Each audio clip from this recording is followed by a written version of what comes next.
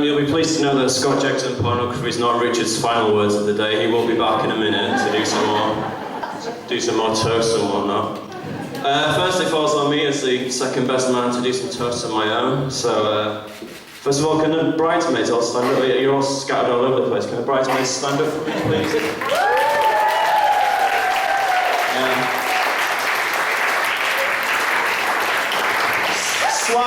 Slight bone to pick, first of all. I did write this speech a couple of weeks ago, and I did a joke about girls turning up to events wearing exactly the same dress, kind of banking on the fact that you would be doing, so... Sorry. But I guess I can forgive you, seeing as that you all look, in your own unique way, absolutely stunning. I'm sure everybody will agree. To the bridesmaids.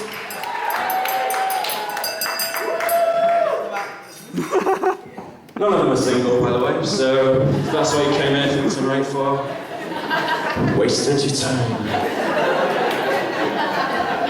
Okay, I suppose I better talk about James. When I was 11 years old, I met James Smith, a good-looking young man and a fine scholar. I've since lost touch with the other two. But James and I remain friends to this day. Now, ours is a typical male relationship based on mutual verbal abuse, so for the last 25 years, James has been making fun of me for variously my hairstyles, clothes, shoes, most recently lack of a hairstyle. So it must have pained him greatly today when he had to admit in front of all his friends, all his family, all Claire's friends and family, that I am the best man. Not you, me, I am the best man. Thank you.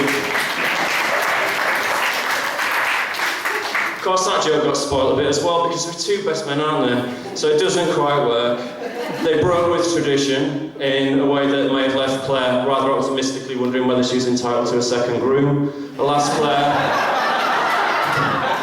this is not the case. In fact, the only other tradition you'll break tonight will be when you're obliged to pay £200 to stay in the Premier Inn. To the Olympic Games, everybody!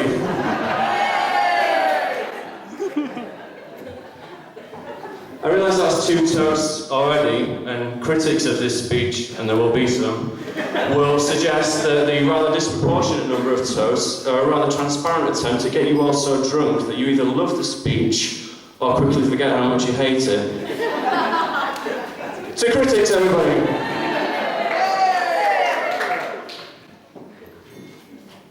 James was, of course, brilliant at school, excelling in all areas, and acquiring the knowledge which would see him later go on to be a published author and appear on highbrow television quiz. Oh, that's Richard, isn't it?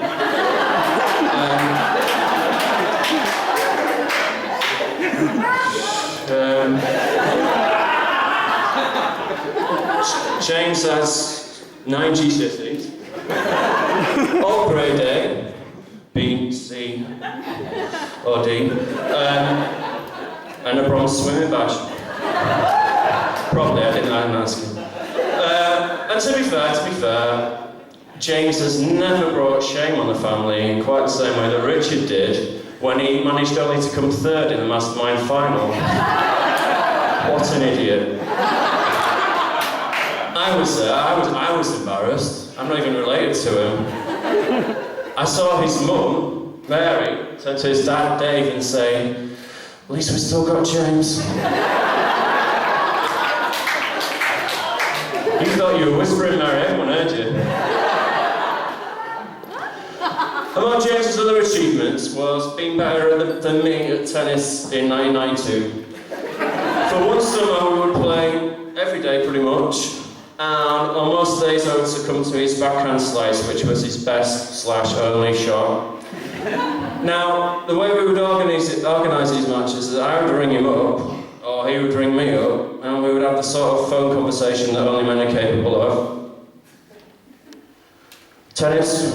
Yeah. Park, 10 minutes? Yeah. One day the conversation went slightly differently. I've got a prop for this. I thought you were going to be a little bit closer. those of you who can see, this is a picture of James's face. It's kind of important for this dialogue that you know who's saying what. So, James, me. So this is arranging to play tennis. Park in 10 minutes. Sorry, I skipped a line, haven't I? Tennis? Yeah, but not... Oh, we can't do that at the same time. Yeah, but not yet. When then? I don't know, an hour, 2 hours maybe? Why? We should play like 10 minutes. I don't have my lunch yet, I'm waiting for my mum to come home and make it for me. He's 16. So anyway, his mum came home, made his lunch, and we played tennis, and he won again. Ladies and gentlemen, let me tell you, you do not know the meaning of shame until you lose a game of skill to a man who can't make a sandwich.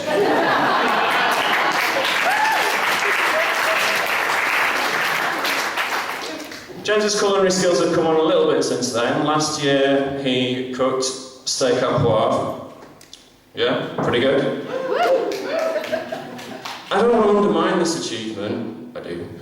But the only reason I know that he cooked this dish was because he thought that putting a sauce on a steak was worthy of his first Facebook status update for 6 months.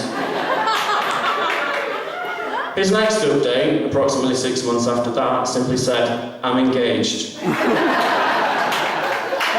remember, that's true. And I remember in one of his letters that he wrote, this is before email, he said, "Last night I went to the student union and had, ta-da, 4 pints." Yeah, it seems so long ago now. In fact, only a few years after that, when he was doing his first job at Astrium, he would have, ta-da, 5 pints in his lunch break. I don't know if anyone here is familiar with Astrium, but they're the company that built the Beagle space probe, which in 2004 went all the way to Mars, landed, fell over and broke.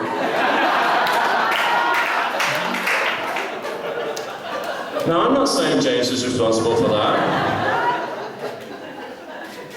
And I'm not saying that James didn't leave Astrium of his own volition, because he definitely did, and no one can prove otherwise. As Richard said, James and I lived together in Hitchin. He was very derogatory about the house that we lived together. I should point out that it wasn't my mattress that smelled of me. It was a mattress in the spare room. My mattress categorically did not smell of meat. I want to get that clear. Cheese, maybe. So while we lived in Hitchin, our Saturday nights and pretty much ever our lives consisted of getting drunk on Pepper, which is vodka and Dr. Pepper, smoking, singing karaoke on the machine that I had in our living room, and recording ourselves on tape. And then we go to the Loft nightclub in Hitchin and dance as close to women as they would let us. And I think it's just during this era that the Ricky Martin dance was born.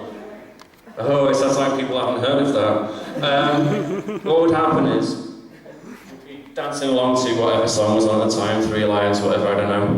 And then the first part of Living La Vida Loca would come on. And the beat would just take over James's body. I don't know if anyone's seen this before, but it looks something like this.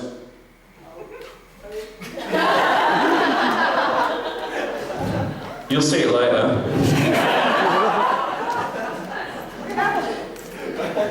So yeah, I'd be dancing with a girl, he'd come up, do that, and he'd go to the immortal chat-up line, "Is this man boring you?"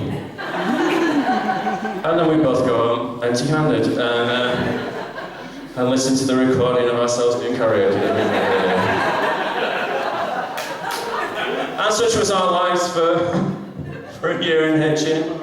And I'm sure that Claire feels as lucky as she does for news that James would give up such a lifestyle to dine in fine restaurants and stay in boutique hotels with her.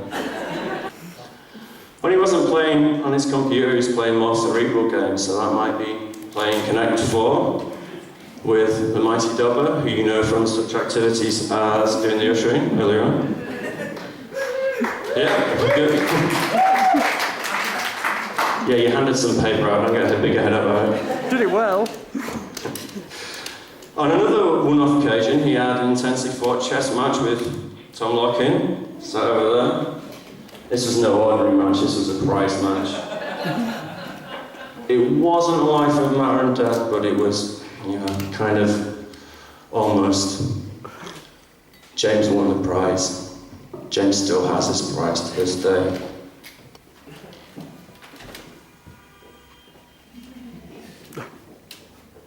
This has been under armed guard all day. It says, I, Tom Locking, agree that James Smith is better than me in every good respect.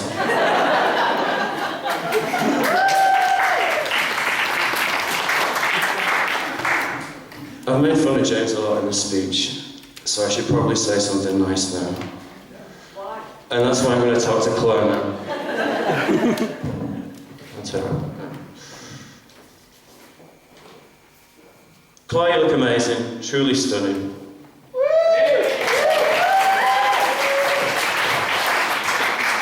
And I'm glad, because I allude to that fact in this poem that I wrote.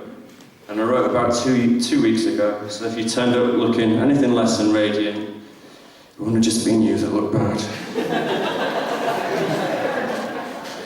This is called Claire. Claire, you look amazing, like a princess in a fairy tale. At the ceremony, I'm sure that I saw James's mother Mary wail. Not true, not a tear. Stony face throughout. But let's pretend that she did. In tears of joy, she turned to Dave and said, I'm glad we met her. And Dave agreed, but ventured too that Claire could do much better. As James's friends were really glad he came into his life, we never saw it happening, but God, he found a wife. With looks like Arbo, brains like Greer, who cooks just like Nigella, for a man who lived a decade eating pizza, drinking Stella. You met online, a dating site, as many do these days. His handsome photos struck you dumb, you were lost inside his gaze. Was it flattering, that picture? You met him just to find the Trade Descriptions Act was breached, but oh well, never mind. And we all sit here gathered round, forgive us if we stare at James's best achievement yet, his perfect wife, his Claire.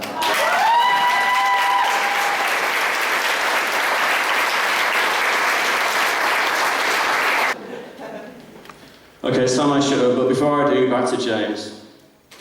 James, Mimi, CG, we've known each other for 25 years, and in that time, there have been a lot of firsts. I was first to start drinking, first to start smoking, I was first to graduate university by 3 years. I was first to have a girlfriend, and I was first to do something else I'm not going to mention in front of other relatives. But look, there's no ring on this hand, so I guess today at least, you're the big winner. Which is why for my final toast and a nod to James, and also in a nod to one of our favourite films, Swingers, when I ask you, who's the big winner tonight, I want you to say, James. James is the big winner. Who's the big winner tonight? James!